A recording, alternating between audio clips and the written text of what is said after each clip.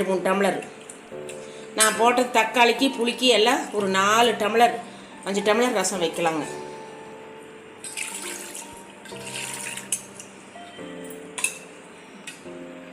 அவ்வளோதாங்க, ரசம் ரெடி ஆயிடுச்சு. இப்படியே ஊற்றி சாப்பிட்றதா. இது பச்சை புளி ரசம்னு சொல்கிறது. இது கோபி ஏரியாவிலெல்லாம் ரொம்ப ஃபேமஸுங்க. பாருங்க ரசம் பாருங்க, அதை எப்படி இருந்து பார்த்தீங்களா? நல்லா இருக்குங்க. நீங்களும் ஒரு நாள் செஞ்சு பாருங்கள், சீக்கிரமாக செஞ்சிடலாங்க. தக்காளி 2 எல்லாம் போட்டுக்குங்க. நான் சொன்னேன்லங்க, எல்லாமே போட்டுக்குங்க. எல்லாம் ஒன்றா போட்டு கல்லில் தட்டி நல்லா கையில் பிணைஞ்சு விட்ருங்க. 2 தக்காளி தான் போட்டேன். கொஞ்சம் இவ்வளோ பெருசு புளி, பச்சை வெங்காயம் 4, பூண்டு 4 சின்ன பல், அப்புறம் பச்சை மிளகா எல்லாமே போடுறதாங்க, தாளிக்கிறது இல்லை. அதுதான் பச்சை புளி ரசம் பேருங்க இதுக்கு.